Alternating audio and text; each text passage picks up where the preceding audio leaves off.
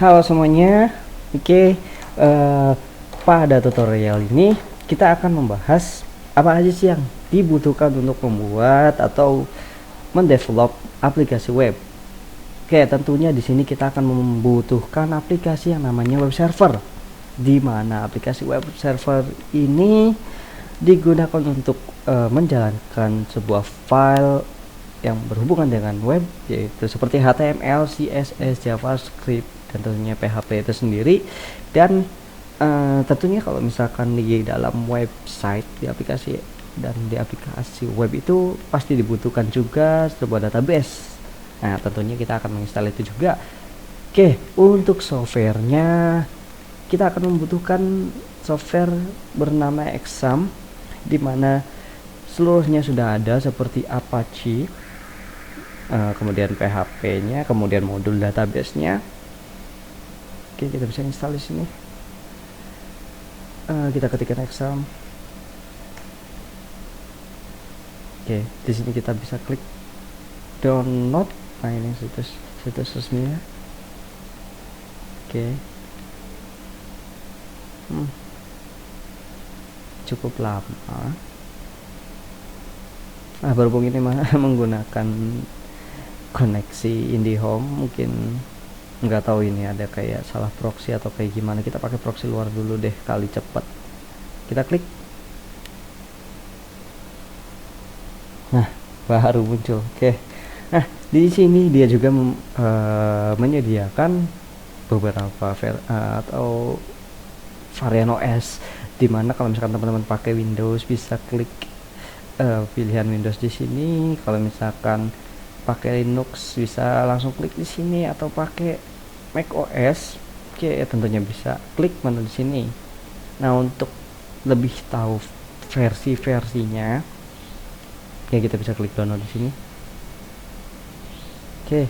Nah, untuk pilihan Windows, untuk PHP versi 5.5, versi 5.6, dan yang terbarunya itu versi 7, bisa teman-teman download di sini. Kemudian untuk yang pakai Linux, ya bisa pilih di sini, dan tentunya macOS juga bisa pilih di sini. Nah, berhubung saya di sini menggunakan mesin atau komputer berbasis Linux, saya pakai Ubuntu di sini, maka saya akan download versi Linux di sini, dan saya akan membahas bagaimana cara menginstalnya sih. Oke, saya klik download. Oke, kita pilih keep di sini. Oke. Oh, lama sekali. Oke lah, berhubung saya juga sudah pernah download di sini, kita akan cancel. Oke, anggap saja sudah mendownloadnya, saya sudah download. Nah, untuk filenya saya sudah sediakan di sini.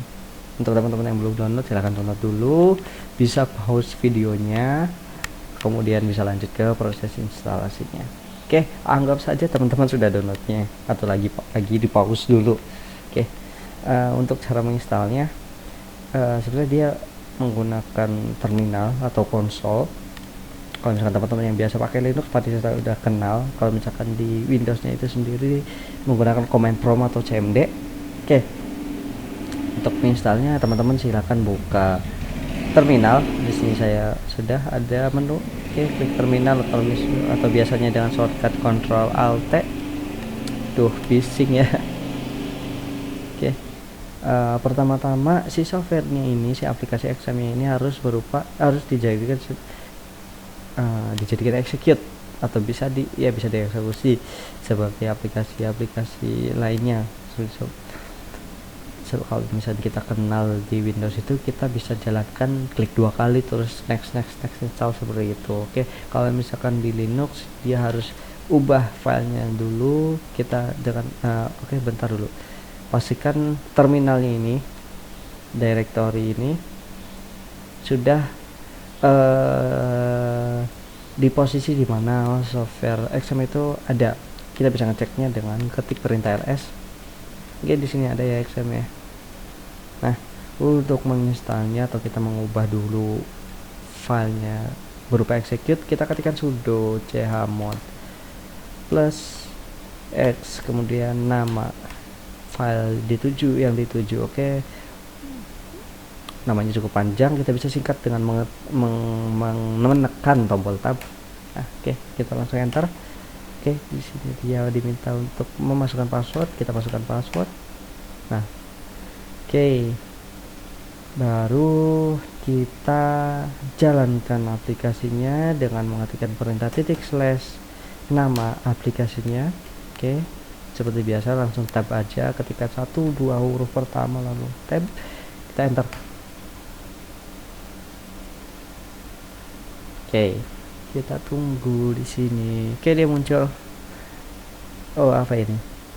There has been an error, this installer request root privilege. Oke, untuk menginstalnya dia dibutuhkan akses root atau biasa di Windows sebut administrator. Oke, it easy. Oke, untuk menjadikan kita sebagai root, setiap perintah kita harus diawali dengan sudo. Entah ini singkatan atau apa, atau saya sebut ini sebagai super user dulu, dimana super user atau tingkat user paling tinggi melakukan apa.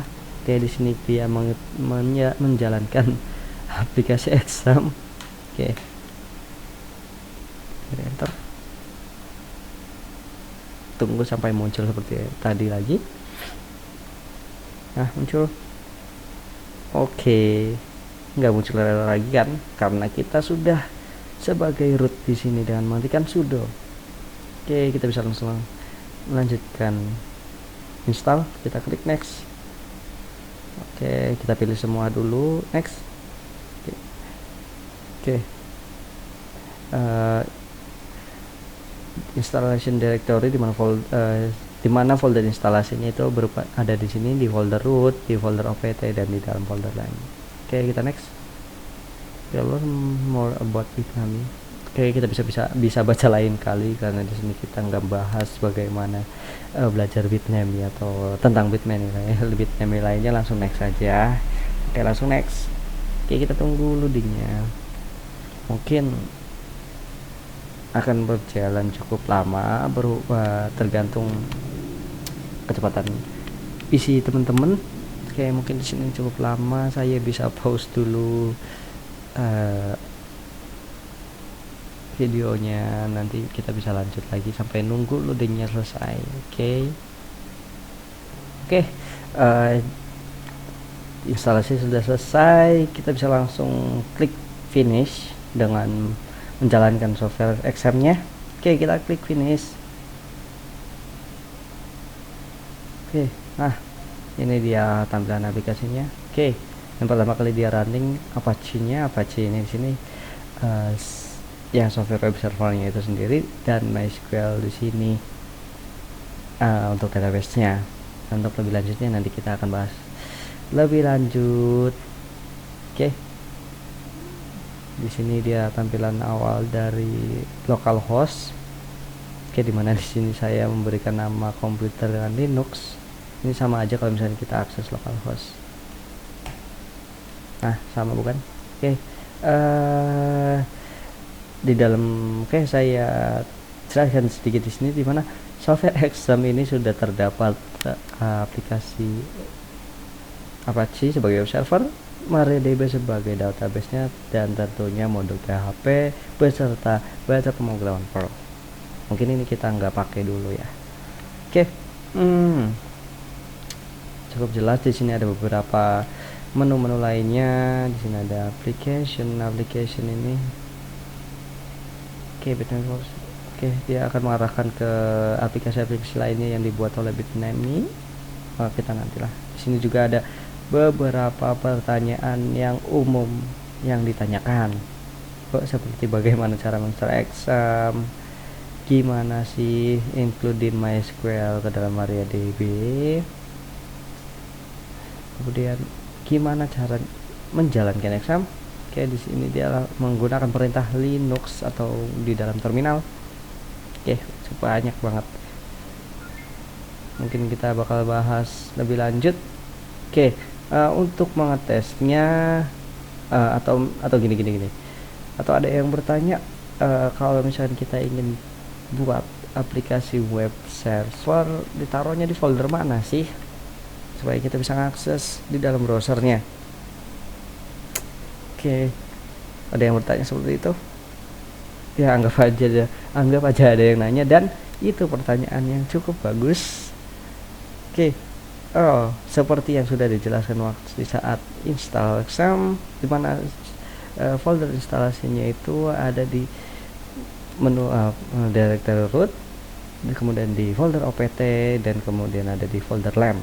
Oke, kita coba akses ya. Oke, di komputer di sini ada folder root, kemudian folder opt.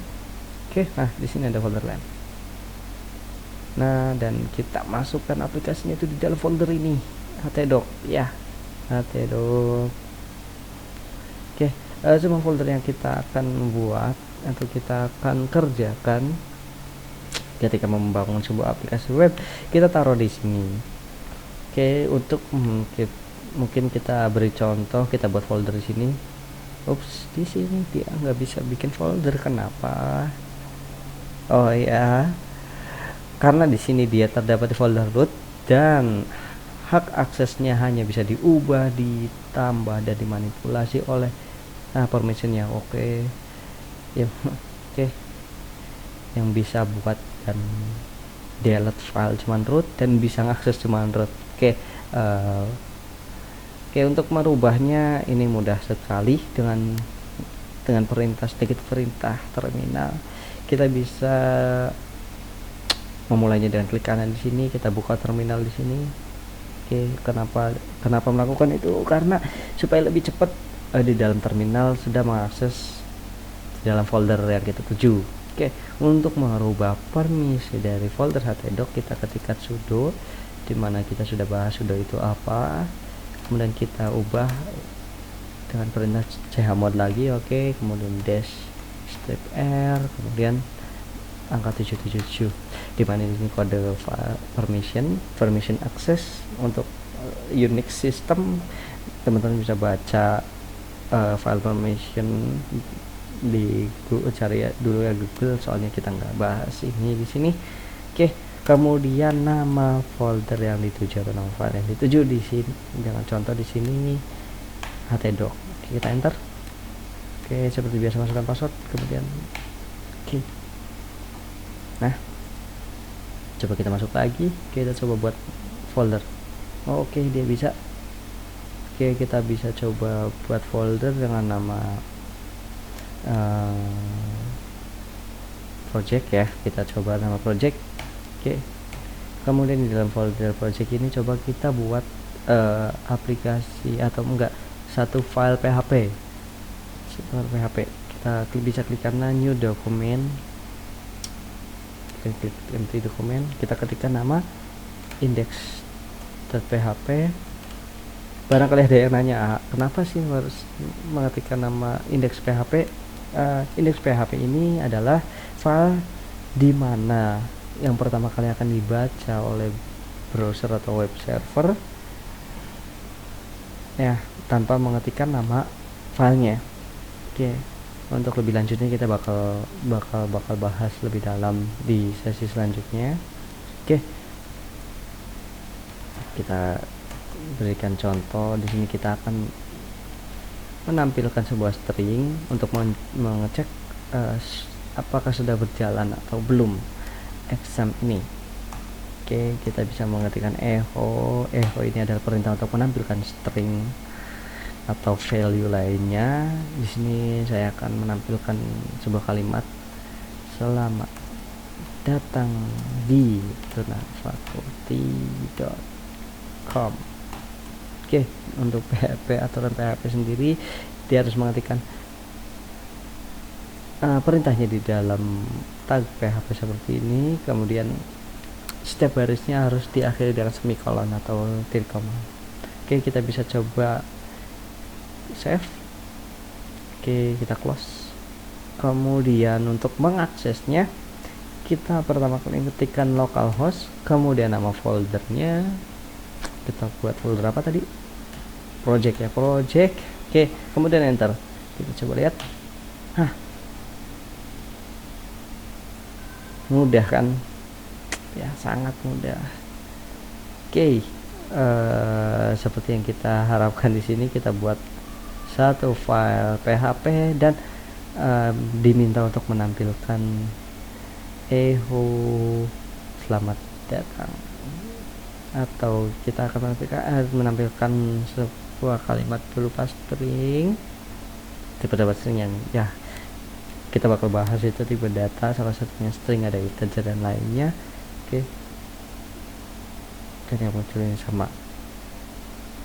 Oke, mungkin ini dulu untuk sesi apa sih yang kita butuhkan untuk sebelum memulai membangun sebuah aplikasi web.